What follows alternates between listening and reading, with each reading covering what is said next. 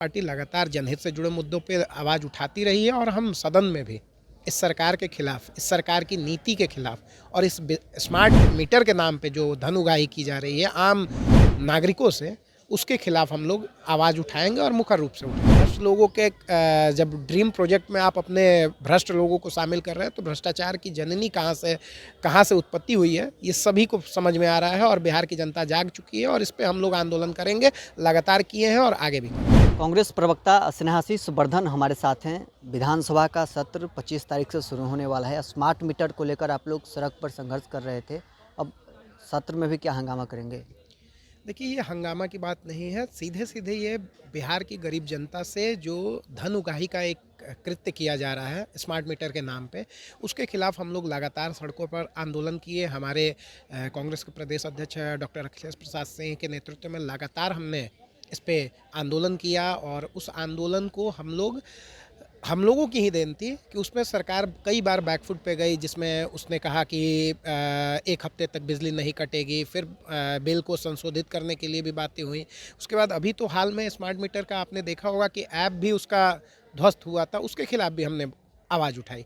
तो कांग्रेस पार्टी लगातार जनहित से जुड़े मुद्दों पे आवाज़ उठाती रही है और हम सदन में भी इस सरकार के खिलाफ, इस सरकार की नीति के खिलाफ और इस स्मार्ट मीटर के नाम पे जो धन उगाही की जा रही है आम नागरिकों से, उसके खिलाफ हम लोग आवाज़ उठाएंगे और मुखर रूप से उठाएंगे। लेकिन जो विद्युत मंत्री हैं वो लगातार कह रहे हैं कि नीतीश कुमार का सपना है 25 तक इसे हम पूरा कर देंगे। देखिए, सपना है, आपको सबको मालूम है कि कहानियाँ क्या क्या इसमें जुड़ी हुई हैं। आप इसके जो सबको मालूम है कि स्थिति क्या बनी हुई है बिहार में, तो इसलिए ये चीज़ कहना सपना ज़रूर है, लेकिन उसका क्रियान्वयन आपने किन लोगों को दिया?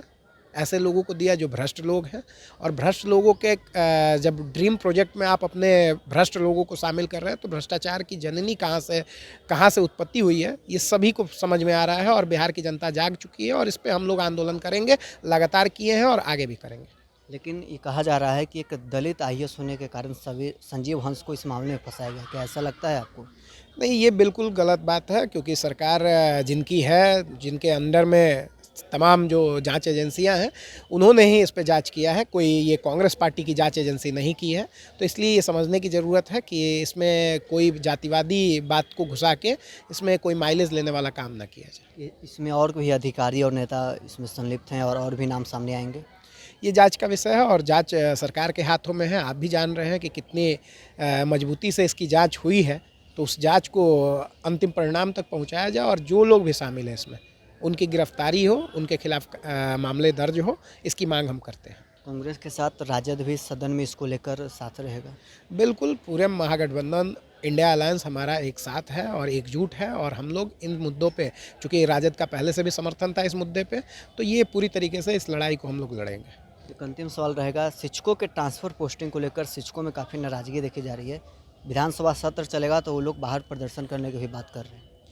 निश्चित तौर पे बहुत सारी विसंगतियां हैं, उन विसंगतियों करने की ज़रूरत है, क्योंकि पहले आप नियम बना देते हैं, उसके बाद फिर आपको पता चलता है कई बार कि किसी किसी ज़िले में एक ही अनुमंडल है। तो इस तरीके की समस्याएं समझनी चाहिए। सरकार बार बार उसमें यू टर्न लेती है, बार बार उसमें संशोधन करती है। तो ये सोचने वाली बात है कि सरकार किस तरीके की नीतियाँ ला रही हैं कि खुद उन्हें ही नहीं मालूम है, अपनी चौहद्दियाँ नहीं मालूम है, ज़िलों की चौहद्दियाँ नहीं मालूम है। तो इस तरीके की समस्याएँ आ रही हैं। तो चलिए, कांग्रेस प्रवक्ता स्नेहाशीष वर्धन हमारे साथ थे, जिन्होंने साफ तौर पर कहा है कि स्मार्ट मीटर को लेकर लगातार हम लोग सड़क पर आंदोलन कर रहे थे अपने अध्यक्ष के नेतृत्व में, लेकिन अब सदन चलेगा तो हमारे विधायक हैं, एमएलसी हैं, वो सब सरकार के समक्ष अपनी बात को रखेंगे और स्मार्ट मीटर के खिलाफ में और तेज़ आंदोलन होगा। बहरहाल, इस खबर में इतना ही। आप बने रहें न्यूज़ 24 के साथ।